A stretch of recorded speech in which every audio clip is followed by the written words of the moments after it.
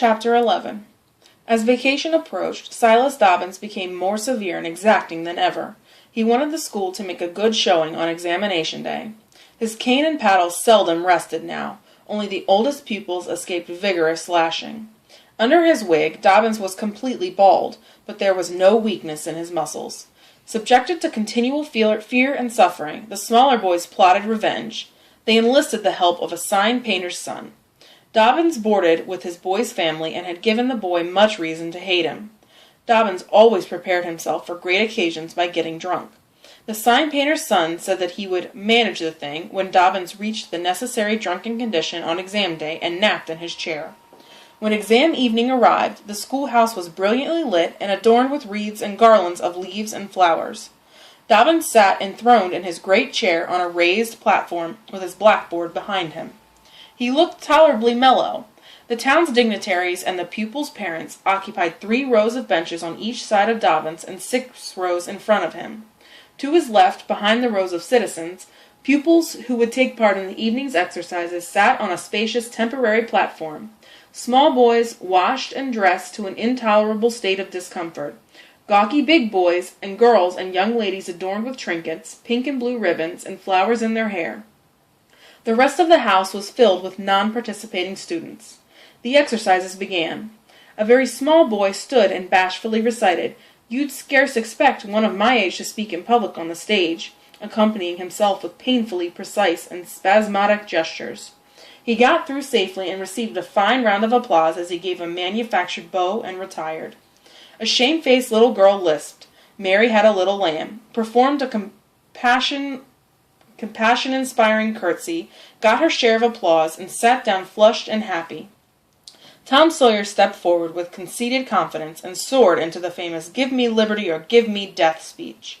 He gestured with fine fury until, in the middle of the speech, he broke down. Stage fright suddenly had seized him. His legs shook, and he felt that he would choke. The audience was sympathetic but silent. Dobbins frowned. Tom struggled a while, and then he retired, utterly defeated. There was a weak attempt at applause, which died early. The boy stood on the burning deck, and other declamatory gems followed. Then there were reading exercises and a spelling contest. The small Latin class recited with honor. For the evening's highlight, young ladies read their own compositions. In turn, each one stepped forward to the platform's edge, cleared her throat, held up her manuscript, and read, with labored attention to manner of expression. The themes were friendship, goodness, religion, throughout history, and the like. The compositions featured showy fine language and annoying repetition of particularly prized words and phrases. The number of compositions making generous use of the word beauteous was up to the usual average.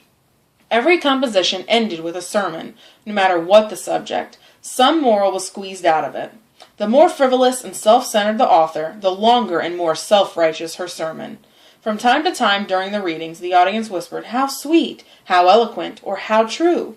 One manuscript concluded with a sermon so damning of all non-Presbyterians that it won first prize.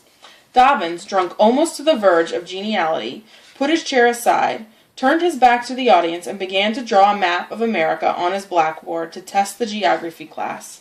His unsteady hand made a sad business of it, and a smothered titter rippled through the house. He became entirely absorbed in drawing, erasing, and redrawing. The titters increased. Over Dobbins's head was a garret with an opening. Through this opening, suspended by a rope around his haunches, a cat slowly descended. Down, down he came. Now he was within 6 inches of Dobbins's head, a little lower. The cat grabbed Dobbins's wig with his claws and was pulled back up into the garret with the trophy still in his possession. Light blazed from Dobbins's bald head. The sign painter's son had gilded it. Laughter broke up the meeting. The boys were avenged, and vacation began.